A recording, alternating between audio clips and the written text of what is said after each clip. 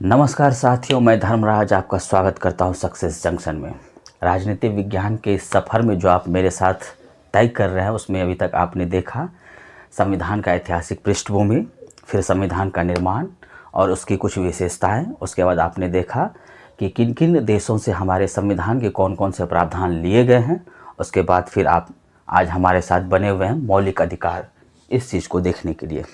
मौलिक अधिकार या मूल अधिकार, जिसको अंग्रेजी में फंडामेंटल राइट्स कहते हैं, आखिर ये होता क्या है?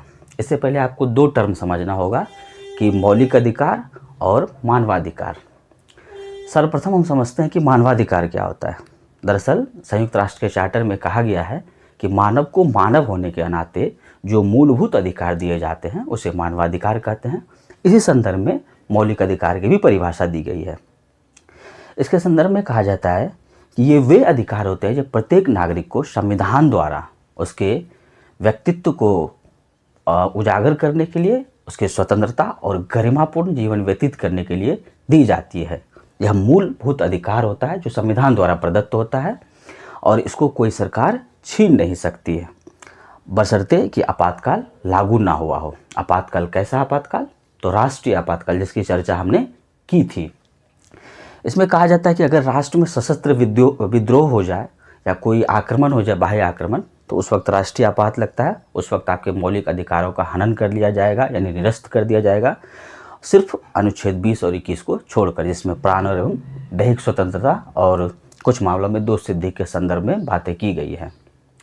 लेकिन यहाँ हम समझते हैं कि मौलिक अधिकार, इसका उल्लेख जो है दरअसल भारत के संविधान के भाग 3 अनुच्छेद 12 से 35 तक में किया गया है। अनुच्छेद यानी भाग 3 को जो है, इसको संविधान का मैग्ना कार्टा कहा जाता है।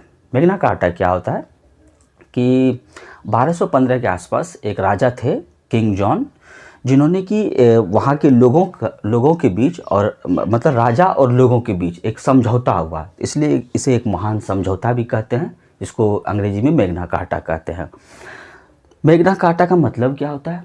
मतलब इसका सिंपल सा मतलब है कि एक ऐसा समझौता जो राजा और लोगों के द्वारा किया गया हो, जिसमें कि राजा के अधिकार को कम किया गया हो और व्यक्ति की स्वतंत्रता की चर्चा ज़्यादा की गई हो।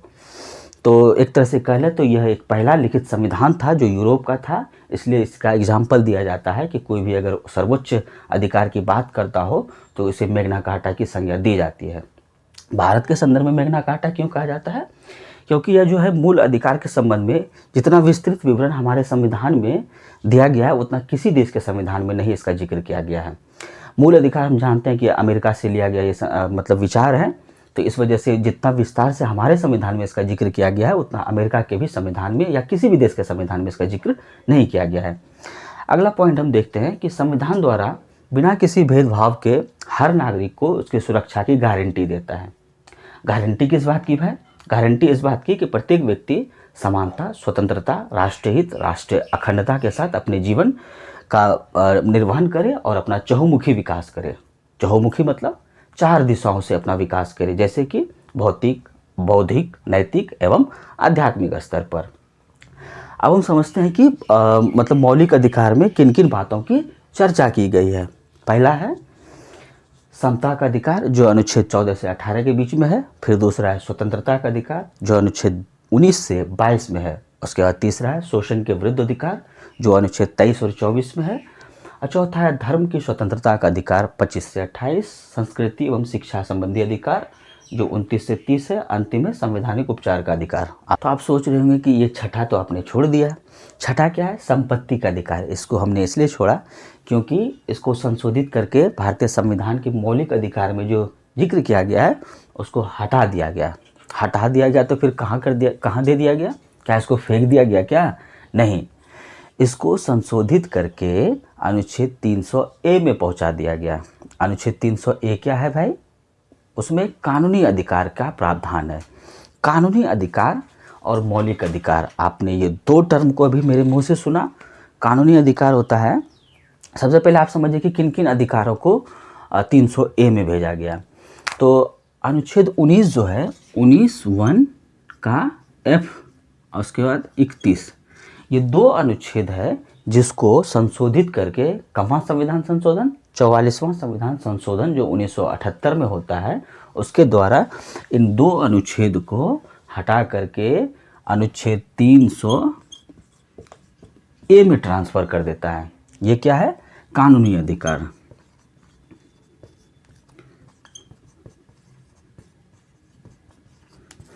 कानूनी अधिकार है। अब दो टर्म हो गया, कानूनी अधिकार और मौलिक अधिकार या मूल अधिकार। ये दो क्या है? आइए पहले इसको समझते हैं कि दोनों शब्दों के बीच, चूँकि दोनों शब्द लग रहा है जैसे कि कानून से रिलेटेड हो या ऐसा टर्म जो कि समानार्थी हो, लेकिन इस दोनों में फ़र्क होता है। तो कानूनी अधिकार होता है, सबसे पहले तो आप ये जान लीजिए कि इसका जिक्र जो है अनुच्छेद 12 से 35 में किया गया, जो भाग 3 में है। वहीं कानूनी अधिकार का जिक्र जो है अनुच्छेद 300 ए में किया गया है। तो ये जो होता है मौलिक अधिकार जो है, इसका संशोधन संसद कर सकती है, लेकिन कानूनी अधिकार का संशोधन जो है राज्य के साथ साथ संसद दोनों कर सकती है। ये अंतर हो गया। इसके बाद दूसरा है कि अगर आपके मौलिक अधिकार का कोई हनन कर लेता है तो आप सीधा सुप्रीम कोर्ट जा सकते हैं। इसके हनन में आप सीधा सुप्रीम कोर्ट जा सकते हैं, लेकिन इसके हनन में कहा गया है कि आप डायरेक्ट सुप्रीम कोर्ट नहीं चले जाएंगे, आपको पहले हाई कोर्ट जाना होगा। हाई कोर्ट में अगर आपकी सुनवाई नहीं होती है तब आप सुप्रीम कोर्ट जाएंगे। तो आप दो मूलभूत अंतर याद रखेंगे। इसका संशोधन संसद करती है, इसका राज्य के साथ साथ संसद दोनों कर सकती है।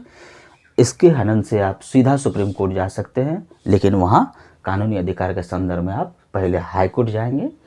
इसमें जैसे एग्जाम्पल के तौर पर आप देख सकते हैं कि स्वतंत्रता का अधिकार, समानता का अधिकार, इसमें आप संपत्ति, शिक्षा, ये इस चीज़ को आइडेंटिफाई कर सकते हैं। आइए अब हम समझते हैं कि मौलिक अधिकार जो अभी हमने पढ़ा, भाई उसकी कुछ तो विशेषता रही होगी जो इतना चर्चा में रहता है। मौलिक अधिकार, हमारे मूल अधिकार का हनन हो रहा है, तो इसके पहले कुछ विशेषताओं को जान लेते हैं। इसमें से पहला है कि कुछ अधिकार जो होता है सिर्फ मतलब भारत के नागरिकों को उपलब्ध होता है, जबकि कुछ अधिकार विदेशियों को भी उपलब्ध होता है। जो विदेश से हमारे देश में रहने आए हैं उनको भी कुछ कानूनी अधिकार प्राप्त होता है। तो पहले हम समझते हैं कि कौन से अधिकार हैं जो कि भारतीय लोगों को है, कौन से अधिकार जो है विदेशियों को भी उपलब्ध है। अनुच्छेद 16, 19 और 16, 19, 29 से 30, ये अधिकार जो है सिर्फ और सिर्फ मौलिक अधिकार की हम बात कर रहे हैं। इनमें से ये अधिकार जो सिर्फ और सिर्फ भारतीयों को है, अन्य किसी भी विदेशी को नहीं है। अनुच्छेद 16 क्या कहता है? कहता है सरकारी नौकरी में जो है उसमें समानता का अवसर हो, वो सिर्फ भारतीय ही इसके हकदार होते हैं। अनुच्छेद 19 में कहा गया वाक स्वतंत्रता। अनुच्छेद 29 और 29 में कहा गया है कि अल्पसंख्यक वर्गों के हितों का संरक्षण, और 30 में कहा गया कि अल्पसंख्यक वर्गों के शिक्षा का संरक्षण। तो ये अधिकार जो है ये सिर्फ और सिर्फ भारतीय नागरिकों को प्राप्त है। तो कौन से अधिकार है जो विदेशियों को भी प्राप्त है भाई? तो अनुच्छेद 14, अनुच्छेद 21, और उसके बाद अनुच्छेद 23 और 24, उसके बाद अनुच्छेद 25 से 28 और अनुच्छेद 32। ये जो है ये विदेशियों को भी प्राप्त है। भारत के नागरिकों को तो प्राप्त है ही है, ये भारत के नागरिकों को प्राप्त तो है ही, ये सारे अधिकार भारत के नागरिकों को प्राप्त है, लेकिन इनको छोड़कर विदेशियों को ये अधिकार प्राप्त है। इनके विषय में हम क्रमवार जब चर्चा करेंगे तो हम जान लेंगे कि अनुच्छेद 14, 21, 23, 24, 25, 28, 32 ये क्या है। इसको हम आगे देखेंगे कि क्या है। सबसे पहले हम इसकी विशेषता देख रहे थे, तो पहली विशेषता ये देख लिए कि कुछ अधिकार जो है भारत के नागरिकों को प्राप्त है और कुछ विदेशियों को भी प्राप्त है जो कि भारत में रह रहे हैं। दूसरा पॉइंट हम देखते हैं, जब भी इसका उल्लंघन होता है व्यक्ति सीधा अदालत जा सकता है। मौलिक अधिकार के संदर्भ में ये इसकी विशेषता होती है कि इसके अधिकारों का हनन होता है, आप सीधा सुप्रीम कोर्ट जा सकते हैं। सुप्रीम कोर्ट इस बात की गारंटी देता है और सुरक्षा प्रदान करता है कि आपके अगर मौलिक अधिकार का हनन होता है, अगर आप पीड़ित हैं तो आपको न्याय दिया जाएगा।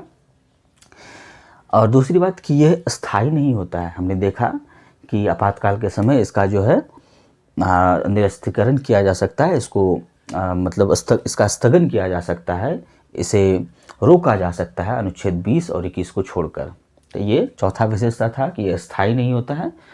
राष्ट्रीय आपातकाल के सक्रियता के समय 20 और 21 को छोड़कर बाकी सारे अधिकार निरस्त कर दिए जाते हैं। ये पांचवा मौलिक अधिकार के संबंध में ये अधिकार की विशेषताएं थी। तो आपने देखा कि मौलिक अधिकार की विशेषता है। अब हम समझेंगे क्रमवार सारे अनुच्छेदों को, इसको आप देखेंगे, समझेंगे और साथ ही साथ आपको याद भी होता जाएगा। आप कोशिश कीजिएगा कि उसको 1 से 2 बार रिवीजन करें। आप वीडियो को भी 1 से 2 बार देखें ताकि आपका रिवीजन होता चले। आइए अब हम देखते हैं क्रमवार अनुच्छेदों को।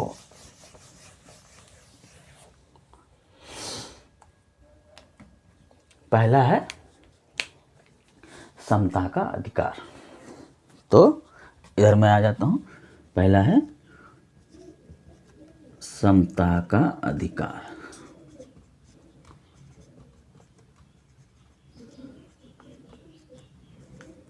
अनुच्छेद 14 से 18, ये आप याद रखेंगे। अनुच्छेद 14 से 18 जो कि मूल अधिकार बहुत चर्चा में रहता है और आपको ये जानना ही जानना चाहिए। पहला है अनुच्छेद 14। चलिए पहले 14 समझ लेते हैं। अनुच्छेद 14 क्या कहता है? विधि के समक्ष समानता। विधि के समक्ष समानता। विधि के समक्ष समानता। भाई विधि के समक्ष समानता, इसका क्या मतलब होता है? इसमें 2 टर्म आपको याद रखना है। पहला कि विधि के समक्ष समानता और दूसरा विधि का समान संरक्षण। विधि का समान संरक्षण। विधि का समान संरक्षण, ये दोनों होता क्या है? इसमें कहा जाता है कि विधि के समक्ष यानी कानून के समक्ष यानी नियम के समक्ष, चाहे अमीर हो गरीब हो, चाहे कितना भी बड़ा क्यों ना हो, वो सभी समान होंगे। कोई भी अपराध हो सब पे समान रूप से उस कानून लागू होगा। वहीं विधि का समान संरक्षण क्या कहता है कि इसमें थोड़ा सा विभेद किया जा सकता है। ये नकारात्मक भाव देता है, ये सकारात्मक भाव देता है। ये दरअसल ब्रिटेन के विचार से है प्रेरित। ब्रिटेन के विचार से प्रेरित है, वहीं ये अमेरिका के विचार से प्रेरित है। इसमें मूलभूत अंतर क्या है, जैसे कि आप जान लें कि ये नकारात्मक इसको क्यों कहा जाता है। मान लीजिए किसी गांव में चोरी होती है, 2 चोर रहते हैं। एक ने किसी के खेत से खीरा चोरी कर लिया और एक चोर ने किसी के घर से हीरा की चोरी कर ली। अब वहीं विधि के समक्ष समानता क्या कहता है कि खीरा चोर हो या हीरा चोर हो, दोनों पे भाई चोरी का ही मुकदमा चलेगा। आपको लग रहा होगा ये कैसा नियम है भाई, खीरा चोर को भी वही सज़ा मिलेगा जो हीरा चोर को सज़ा मिलेगा, जबकि उसका मूल्य जो है वो अलग अलग है। वहीं विधि के समान संरक्षण में कहा गया है कि नहीं, खीरा चोर को अलग सज़ा मिलेगी और हीरा चोर को अलग सज़ा मिलेगी, क्योंकि चोरी मूल्यों में अंतर है, चोरी के मूल्यों में अंतर है। लेकिन चोरी, ये कहता है चोरी तो चोरी होता है, लेकिन ये कहता है नहीं, चोरी में भी आपको देखना है कि किस स्तर का चोरी है। अगर चोरी ज़्यादा मतलब घातक हो या मतलब ज़्यादा नुकसानदेह हो या किसी का प्राण गया हो, मारकाट हो या ऐसा कुछ हो, तो उस संदर्भ में आप विधि के समान संरक्षण के अंतर्गत आप उसे अलग अलग सजा देंगे। तो इस बात की चर्चा करता है कि खीरा चोर और हीरा चोर को भाई समान रूप से आप नहीं देखेंगे, ये कहता है समान रूप से देखेंगे। तो भारत में दोनों की व्यवस्था की गई है, कहीं किसी हद तक दोनों के सम्मिश्रण का एक समावेश किया गया है। अब देखते हैं अनुच्छेद 15 क्या कहता है। आपने सोच रहा होगा कि सर आपने 12 और 13 क्यों छोड़ दिया, उसको हम लास्ट में देख लेंगे, पहले हम इसको देख लेते हैं, फिर अनुच्छेद 12 और अनुच्छेद 13 को भी समझेंगे और 14 से 32 तक तो यहाँ है ही है। अब अनुच्छेद 15 क्या कहता है? अनुच्छेद 15 कहता है कि केवल राज्य जो है, राज्य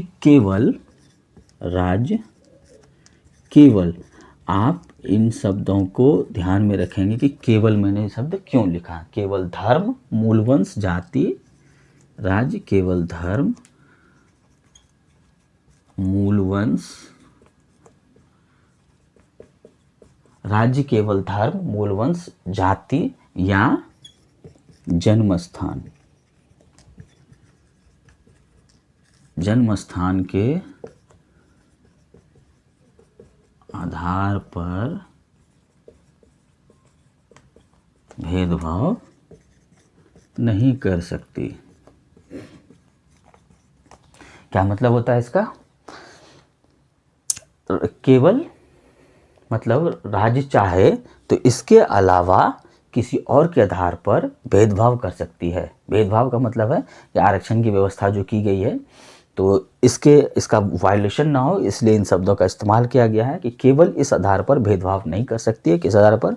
धर्म के आधार पर, मूल वंश के आधार पर, जाति के आधार पर, जन्मस्थान के आधार पर राज्य जो है भेदभाव नहीं कर सकती, उसको समान रूप से अधिकार प्राप्त होंगे। इसके अलावा वो भेदभाव कर सकती है। अब अगला देखते हैं कि 16वां क्या है। 16 लोक नियोजन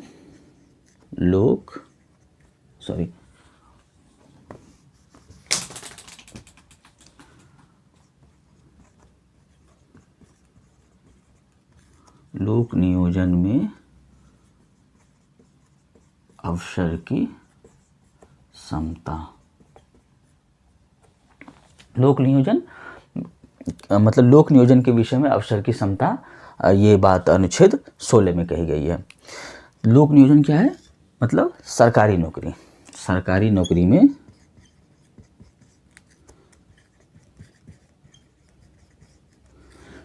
नौकरी में सभी नागरिकों को अवसर दी जाएगी, इस बात का जो है जिक्र अनुच्छेद 16 में किया गया है।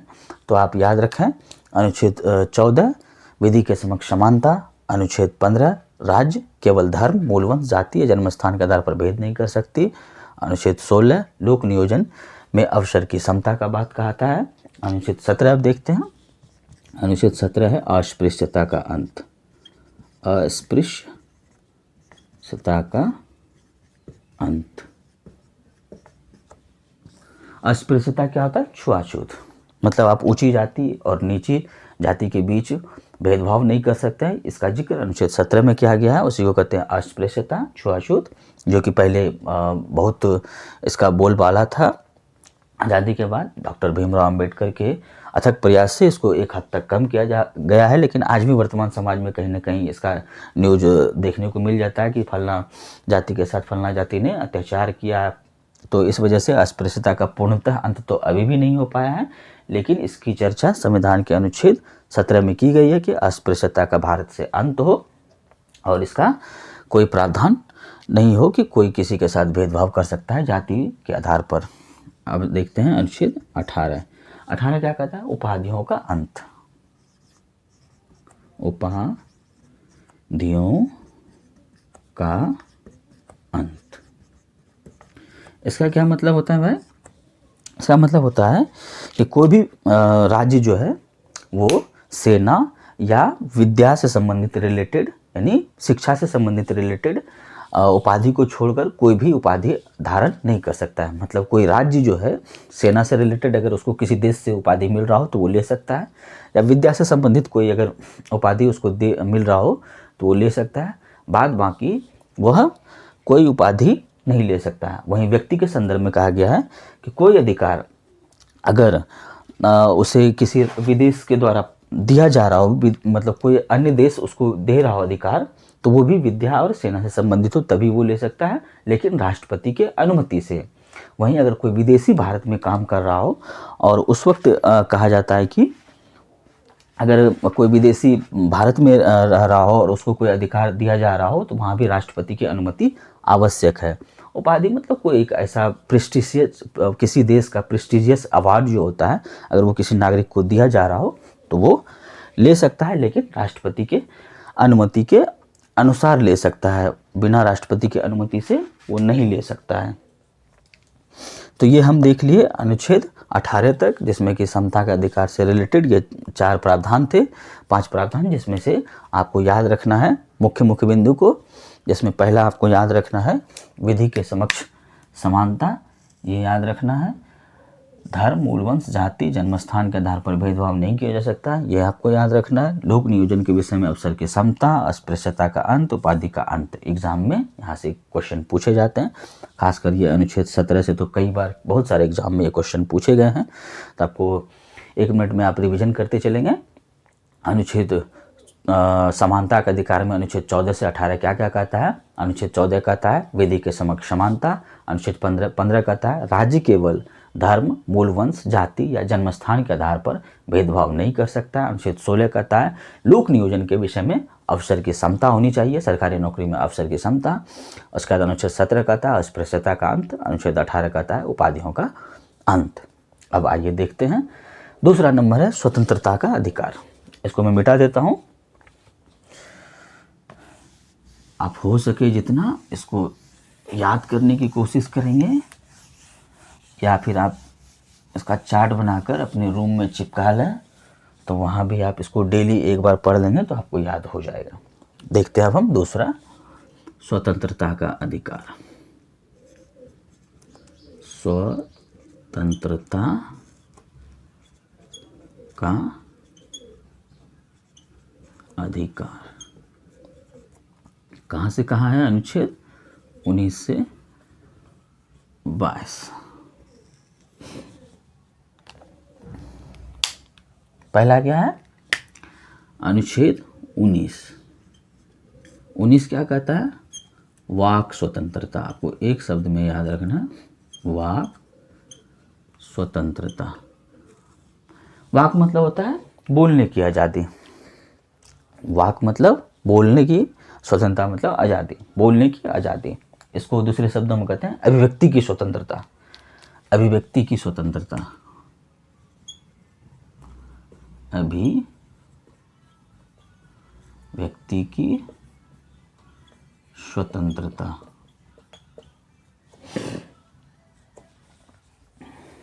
इसका क्या मतलब होता है? इसका मतलब होता है बोलने की स्वतंत्रता, प्रेस की आज़ादी, उसके बाद झंडा लहराने की स्वतंत्रता, पुतला फूंकने की स्वतंत्रता और आरटीआई का अधिकार। अब ये क्या होता है कि आप अपने अभिव्यक्ति को व्यक्त कर सकते हैं बोलने के माध्यम से। कहीं भाषण दे सकते हैं, कहीं सभा जुलूस कर सकते हैं, और आप अपनी बातों को मीडिया के द्वारा सोशल मीडिया पर अपनी बातों को रख सकते हैं। उसकी स्वतंत्रता आपको अनुच्छेद 19A देता है। वहीं आपको किसी के समर्थन में झंडा को आप लहरा सकते हैं और किसी के विरोध में भी काले झंडा को दिखा सकते हैं। इसकी स्वतंत्रता हमें अनुच्छेद 19 देता है। आप किसी नेता से असहमत हैं, या कोई नेता आपसे जो आपके संसदीय क्षेत्र में या विधायी क्षेत्र में आपसे कोई वादा करता है और वो नहीं निभाता है, तो आप उसका विरोध पुतला फूंक कर भी कर सकते हैं। जैसा कि आए दिन सुनने को मिलता है, फलना नेता का पुतला फूंक दिया गया। क्यों फूंका गया? क्योंकि लोग उससे संतुष्ट नहीं थे, उसके कामों से संतुष्ट नहीं थे, और कुछ जो बातें उन्होंने की थी वो पूरा नहीं कर पाए। इस वजह से पुतला फूंकने की भी स्वतंत्रता हमें अनुच्छेद 19 देता है। वहीं राइट टू इन्फॉर्मेशन जो कि 2005 में लागू किया था, जो कि हम कुछ अगर किसी से पूछते हैं और उसके बदले में जो जवाब मिलता है, तो इसकी बात मतलब आरटीआई करता है कि हम किसी के विषय में जानकारी प्राप्त कर सकते हैं। इस वजह से इसी में आरटीआई का भी प्रावधान है कि आप मतलब अभिव्यक्ति की स्वतंत्रता में आरटीआई भी आता है। आप याद रखेंगे क्या क्या है? बोलने, प्रेस, उसके बाद हो जाएगा पुतला फूंकने,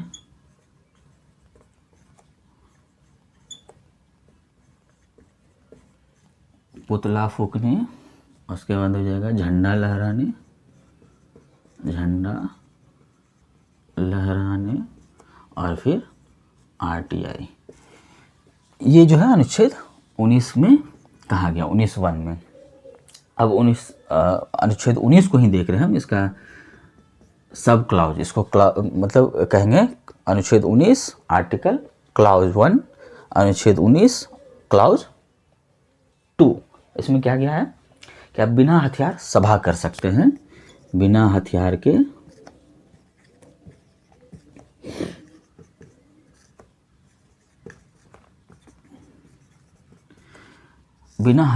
आप सभा कर सकते हैं। ये नहीं कि आप सभा कर रहे हैं और तमंचे पे डिस्को चल रहा है, तो वो आप नहीं कर सकते हैं। इसकी आज़ादी आपको संविधान नहीं देता है। आप बिना हथियार के सभा कर सकते हैं। वहीं आप इसमें तीसरा सब क्लाउज है, संगठन। चौथा है संगठन का मतलब होता है कि आप कोई भी संगठन बना सकते हैं, किसान संगठन, किसान यूनियन संगठन आपने सुना होगा, या प्रेस का संगठन, या आईएएस अधिकारियों का संगठन, अलग अलग लॉबीज बनती है, तो आप संगठन बना सकते हैं। इसकी स्वतंत्रता हमें अनुच्छेद 19 का क्लाउज 3 कहता है। अनुच्छेद क्लाउज 4 क्या कहता है? कहीं भी बसने के बिना रोक टोक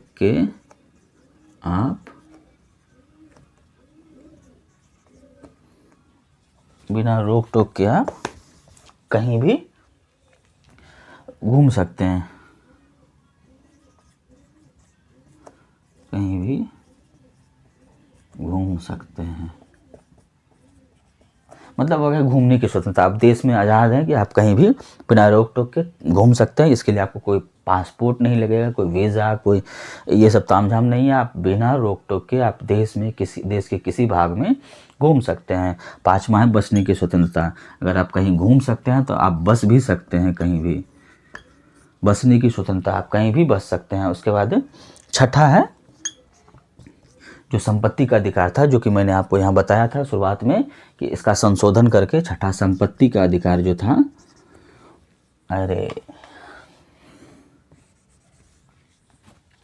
संपत्ति का अधिकार,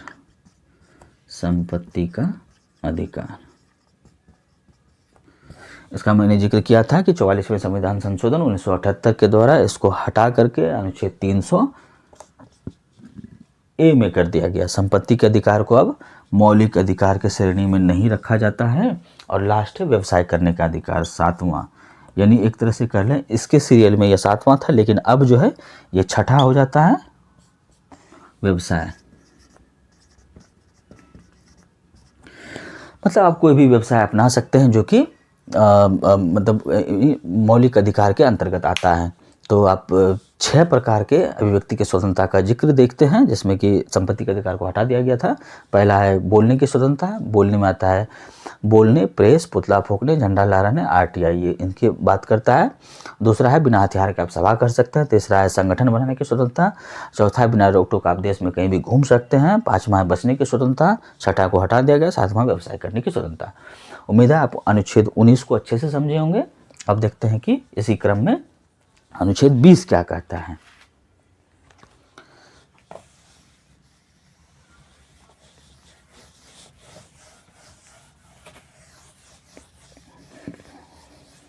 क्लास थोड़ा लंबा होगा तो धैर्य रखिएगा। अनुच्छेद 20 कहता है अपराधों के लिए दोष सिद्धि के संबंध में संरक्षण। आप इसको नोट कर लेंगे। अनुच्छेद 20 अपराधों के लिए दोष सिद्धि के संदर्भ में संरक्षण। ये क्या होता है भाई?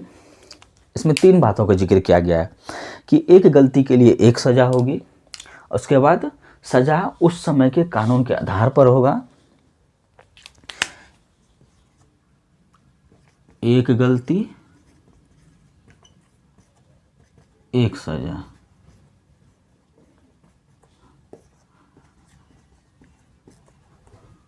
उस समय के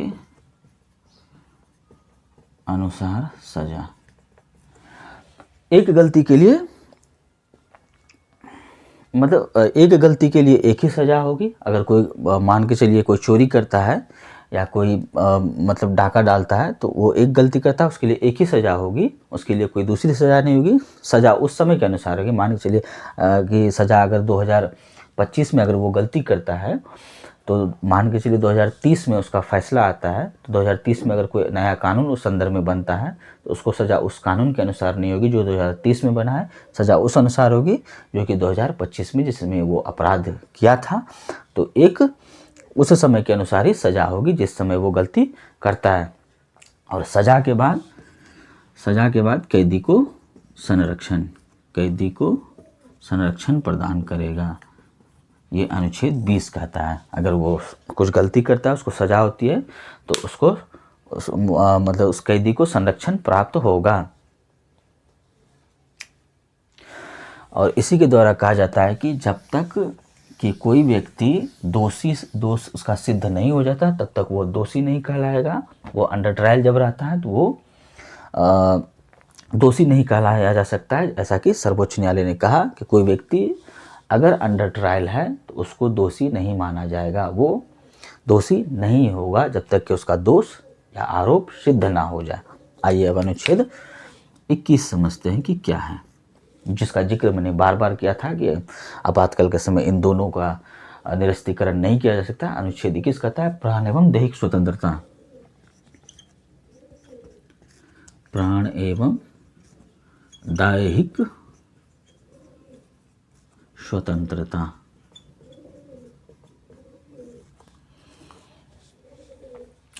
इसका मतलब क्या होता है?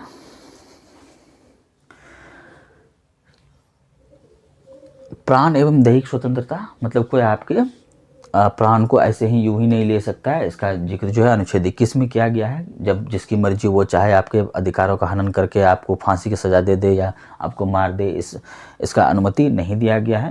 यानी प्राण और दैहिक स्वतंत्रता जो है, इसका हनन कोई नहीं कर सकता, कोई आपकी प्राण नहीं ले सकता है, मतलब कोई आपको मार नहीं सकता जान से। इसका संरक्षण जो है संविधान हमें देता है। अगर जैसे कोई ऑटोनोमस बॉडी हो, जैसे कि जर्मनी में देखा गया था कि यहूदियों को यूं ही जला दिया गया था, तो उन सब चीज़ों को देखकर इसका जिक्र किया गया कि कोई आपके प्राण को बलात् रूप से इसका हनन नहीं कर सकता है, और आपके प्राण और देह की स्वतंत्रता जो है वो संविधान कर रहा है। इसी में अनुच्छेद 21(1) जो है, 21 को जो है जोड़ा गया था, जिसमें कि शिक्षा का अधिकार जो है,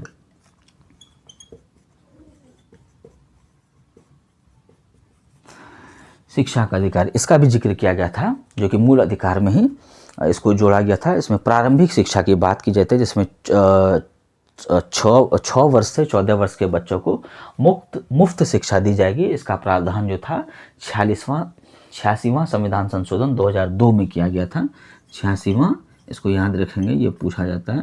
86वां संविधान संशोधन 2002 में किया गया था, जिसमें कहा गया था कि प्राथमिक शिक्षा दी जानी चाहिए हर बच्चे को, जिसमें 6 से 14 वर्ष के बच्चे को मुफ्त शिक्षा दी जाएगी। और ये जो है 1 अप्रैल 2010 को लागू हुआ।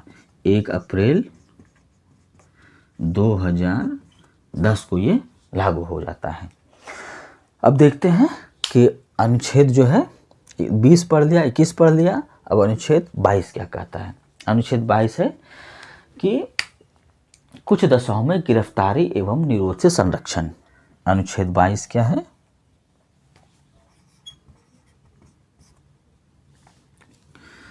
कुछ दशाओं में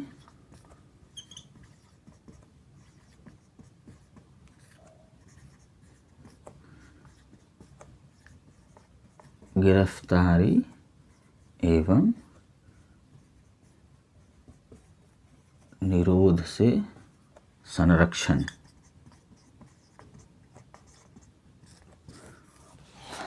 इसमें कहा गया है कि मतलब कि बिना वारंटी के आप किसी को गिरफ्तार नहीं कर सकते हैं, और अगर आप किसी को गिरफ्तार कर रहे हैं वारंटी के साथ, तो 24 घंटे के अंतर्गत आपको सशरीर जिला न्यायाधीश मतलब मजिस्ट्रेट के सामने आपको प्रस्तुत करना होगा।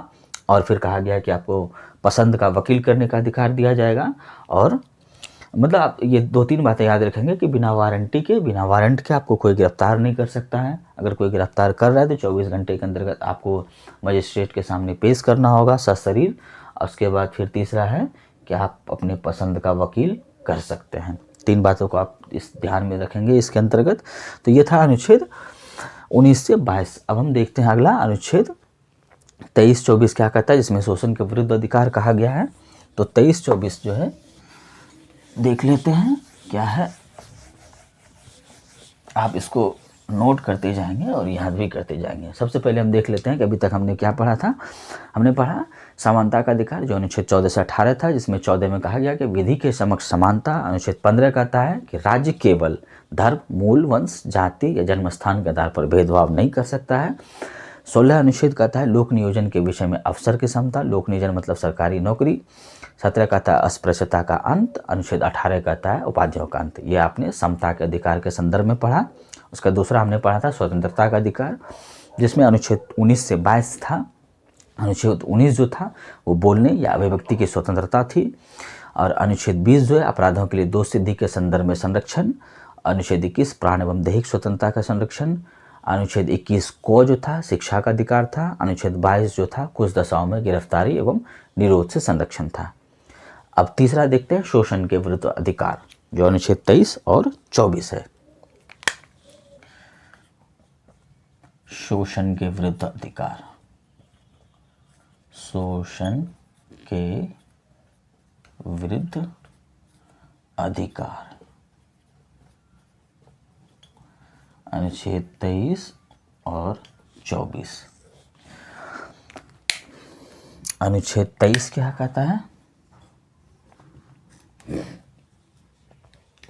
शोषण के विरुद्ध मतलब कोई भी आपका अगर शोषण कर रहा है तो उसके संदर्भ में संविधान में इसका जिक्र किया गया है कि इन अधिकारों के द्वारा आपका शोषण नहीं हो सकता है। वहीं अनुच्छेद 23 और 24 का इसमें जिक्र है। अनुच्छेद 23 क्या कहता है? मानव व्यापार एवं बलात् श्रम पर निषेध। मानव व्यापार, आप सिर्फ मुख्य टर्म जो है वो याद रखेंगे, मानव व्यापार एवं बलात् श्रम।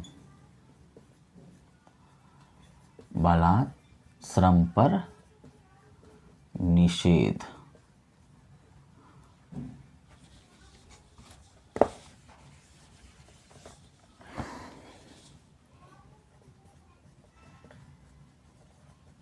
ये निषेध का मतलब होता है मनाही। मानव व्यापार, मानव का व्यापार। बलात् श्रम, बलपूर्वक श्रम। बल पूर्वक श्रम। मानव व्यापार मतलब किसी का आप देह व्यापार नहीं कर सकते हैं, किसी को आप मानव को उसका खरीद फरोख्त नहीं कर सकते हैं, उसको दास नहीं बना सकते हैं। पहले जो देवदासी प्रथा थी उसका भी अंत इसी अनुच्छेद के द्वारा होता है। किसी भी मतलब मानव को आप उसका व्यापार नहीं कर सकते हैं। बलात् श्रम में क्या होता है कि किसी से आप बलपूर्वक उसकी इच्छा के विरुद्ध आप काम नहीं करा सकते हैं। और इसी में एक टर्म है बेगार। बेगार मतलब किसी को बिना पारिश्रमिक दिए उससे काम करवाना। मतलब कोई अगर आपके यहाँ मजदूरी कर रहा है, आप बदले में उसको कुछ नहीं दे रहे हैं और उससे काम करवाए जा रहे हैं। जैसा कि प्रेमचंद्र की कहानियों में आपने देखा होगा, जहाँ की होरी जो है वो जमींदार के यहाँ जाकर काम करता है और जमींदार उसे अधिकार समझता है इससे काम करवाना। तो उसी सब चीज़ों को देखते हुए इस शब्द का यूज किया गया है बलात् श्रम। मतलब किसी से आप बलपूर्वक या बेगारी के बगैर आप उससे काम नहीं करवा सकते हैं। तो ये था मानव अनुच्छेद 23 पे मानव श्रम, मानव व्यापार एवं बलात् श्रम पर निषेध। अनुच्छेद 24 अब देखते हैं। अनुच्छेद 24 क्या कहता है? बाल श्रम के नियोजन पर निषेध। अनुच्छेद 24 बाल श्रम। बाल श्रम में मतलब बाल श्रम के नियोजन पर निषेध की बात करता है। बाल श्रम के नियोजन पर निषेध। नियोजन क्या होता है? नियोजन होता है, इसको कहते हैं नियुक्ति। नियोजन का मतलब नियुक्ति, या फिर नियोजन का विषम होता है कि जिसने जॉब पा लिया हो। जॉब पा लिया हो।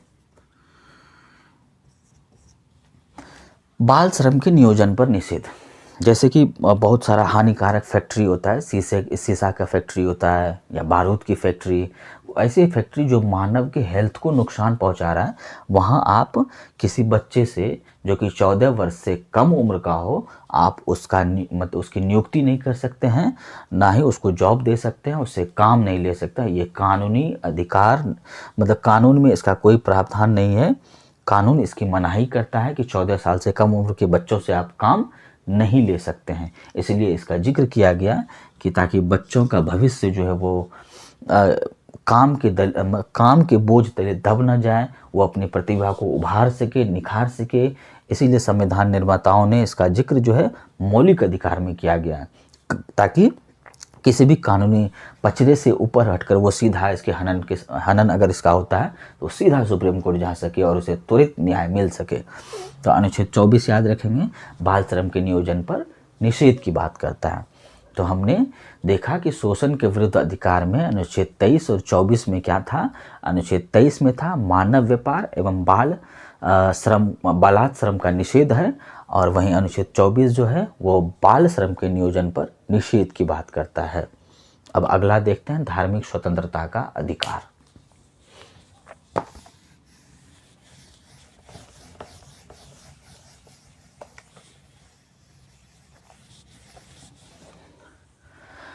धार्मिक स्वतंत्रता का अधिकार चौथा,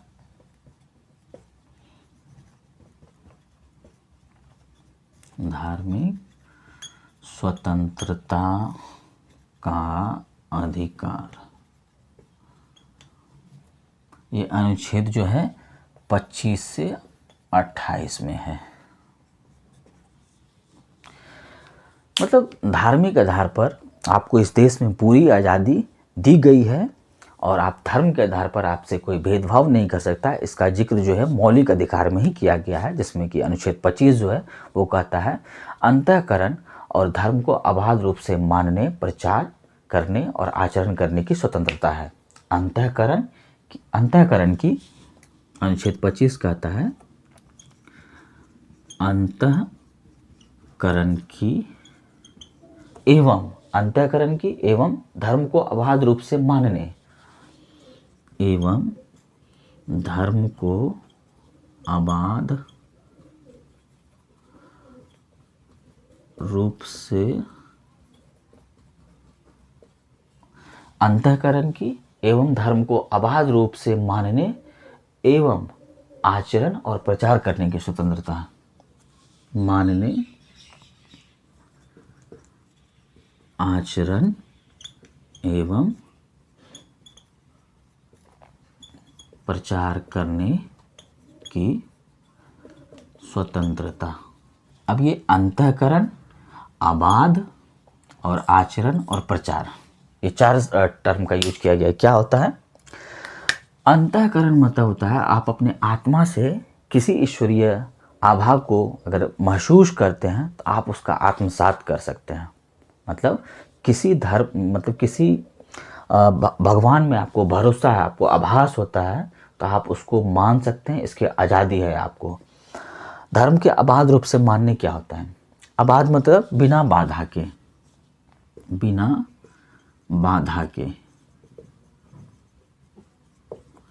धर्म को आप बिना बाधा के मान सकते हैं। आपको उसमें कोई बाधा नहीं पहुंचाएगा। इसकी गारंटी अनुच्छेद 25 देता है। आप उसके साथ मतलब अपने धर्म के साथ अच्छे आचरण कर सकते हैं, अपने धर्म का प्रचार कर सकते हैं। इसका जो है जिक्र अनुच्छेद 25 में कहा गया है। अंतःकरण, धर्म को अबाध मानने की, आचरण करने की और प्रचार करने की स्वतंत्रता अनुच्छेद 25 देता है। अनुच्छेद 26 देखते हैं, धार्मिक कार्यों का प्रबंधन। धार्मिक कार्यों का प्रबंधन,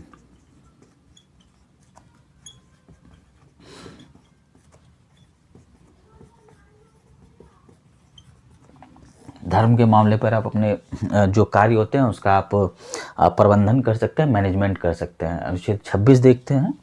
ये इनमें ज़्यादा कुछ देखना नहीं है, ये ऐसा टर्म जो है आपको समझ में आसानी से आ सकता है।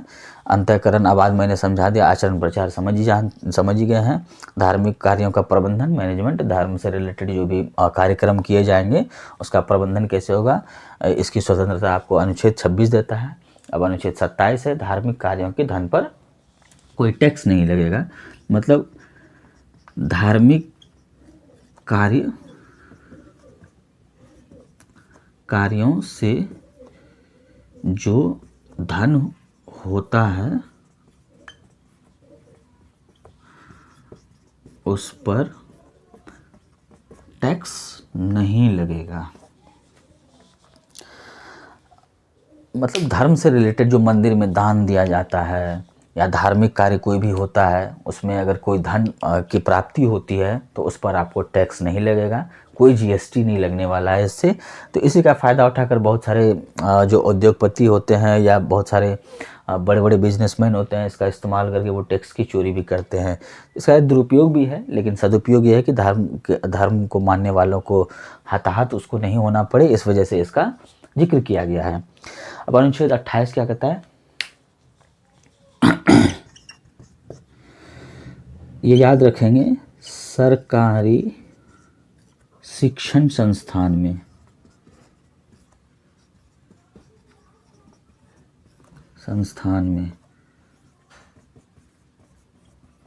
धार्मिक शिक्षा नहीं।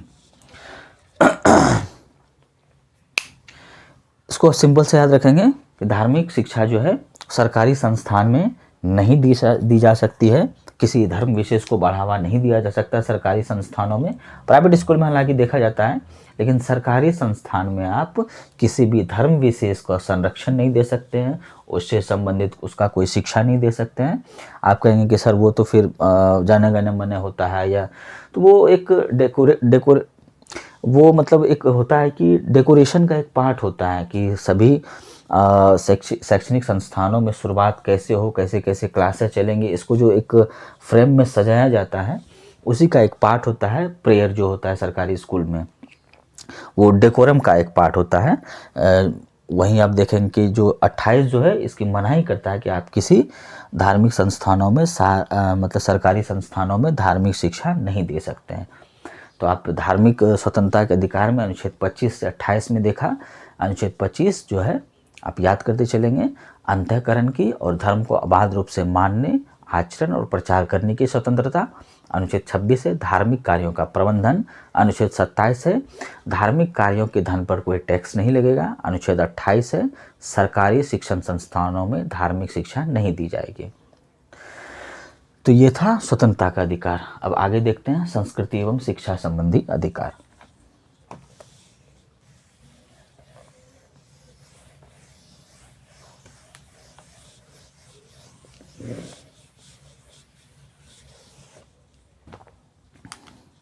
पांचवा है संस्कृति एवं शिक्षा संबंधी अधिकार। यह है अनुच्छेद 29-30। अनुच्छेद 29 और 30। अनुच्छेद 29 और 30। अनुच्छेद 29 कहता है अल्पसंख्यक वर्गों के हितों का संरक्षण। अनुच्छेद 29 कहता है अल्पसंख्यक वर्गों के हितों का संरक्षण। अल्पसंख्यक वर्गों के हितों का संरक्षण से क्या मतलब है?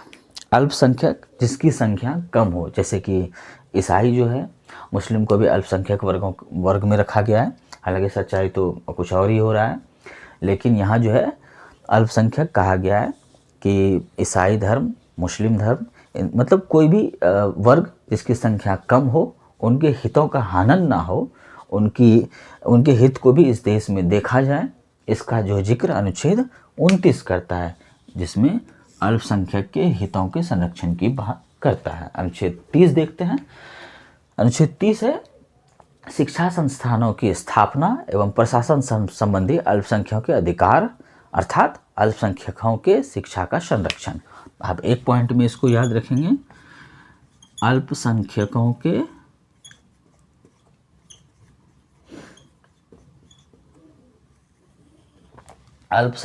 के मतलब शिक्षा का जो है उसका संरक्षण जो है उसका जिक्र अनुच्छेद 30 में किया गया। अल्पसंख्यकों के शिक्षा का संरक्षण।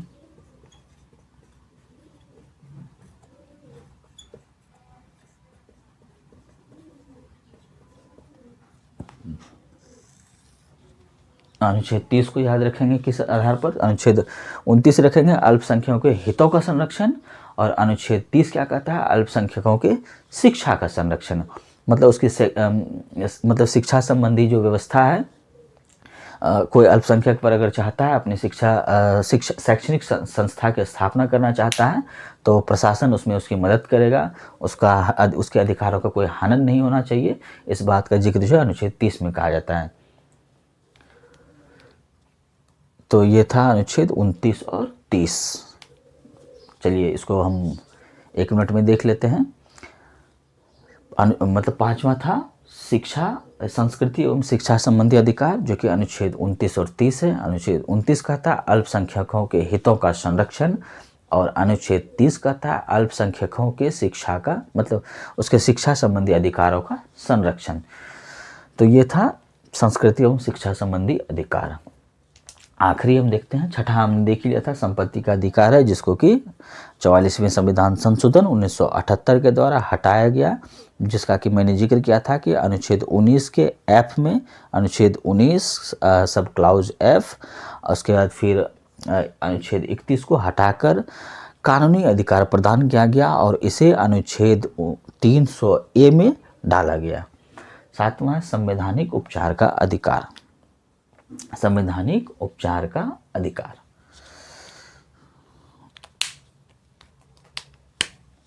इसको छठा मान लें, क्योंकि छठा तो हट गया था, इसलिए मूल अधिकार में 6 ही अधिकार होते हैं। छठा हट गया तो ये छठा के स्थान पे आ गया। तो इसमें हम देखते हैं छठे में संवैधानिक उपचार का अधिकार, संवैधानिक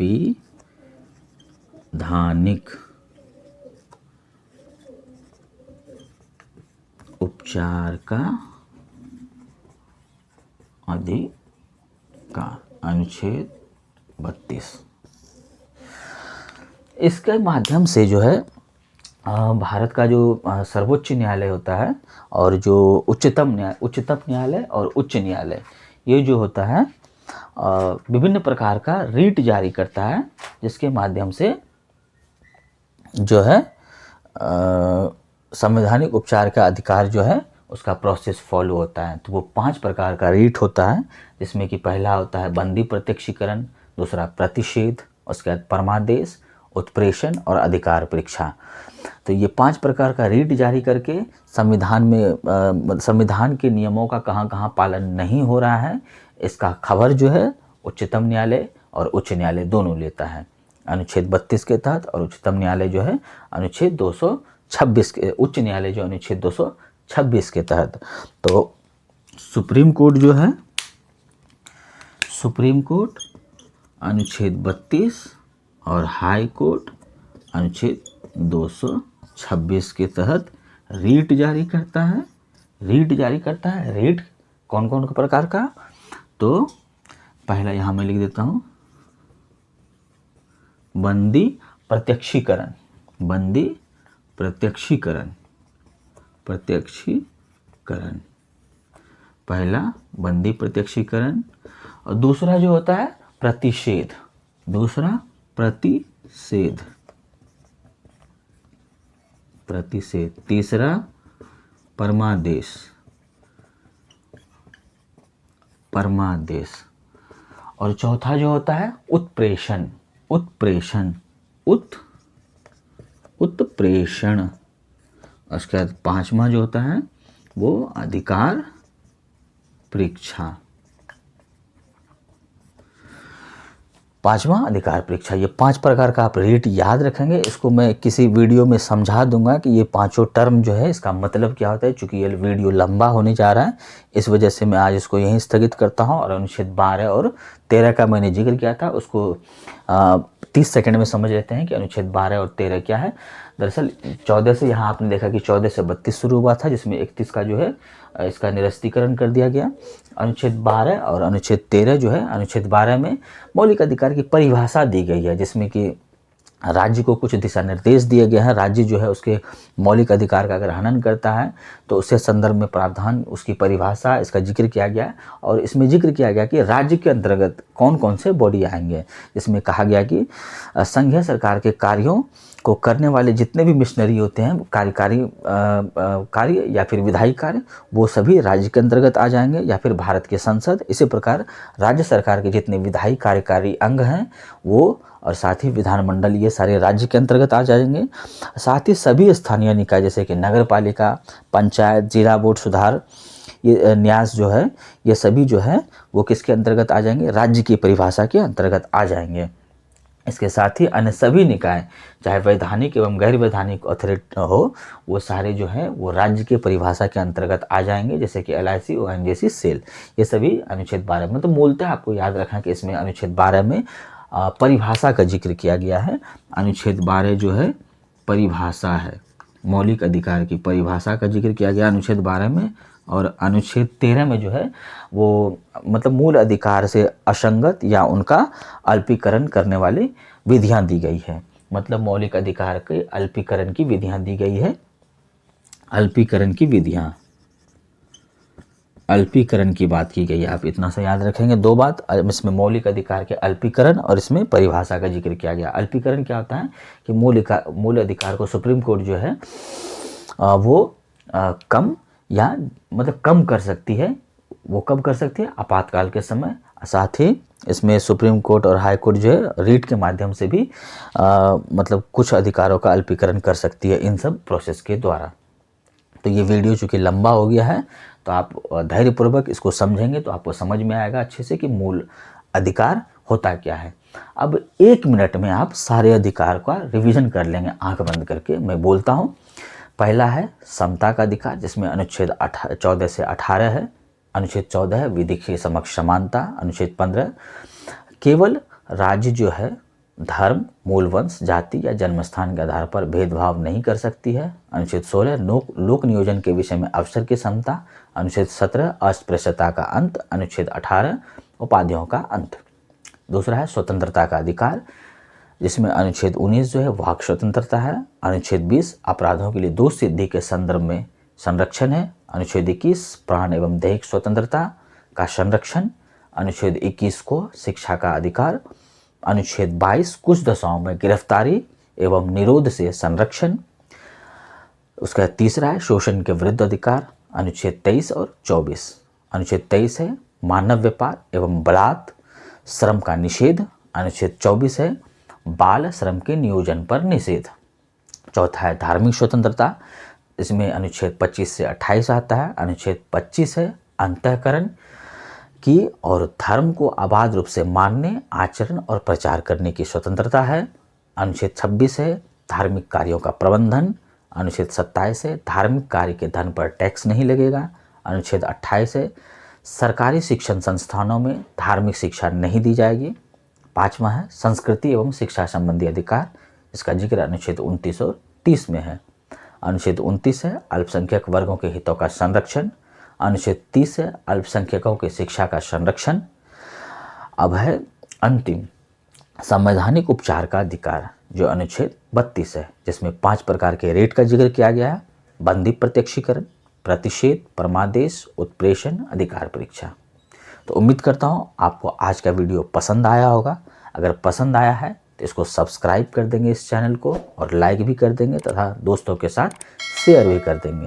अगर नहीं पसंद आया है तो डिसलाइक का बटन दबाएंगे और साथ ही अपनी प्रतिक्रिया कमेंट बॉक्स में अवश्य देंगे। ओके, आज के लिए बस इतना ही। Have a good day, take care, bye bye, जय हिंद।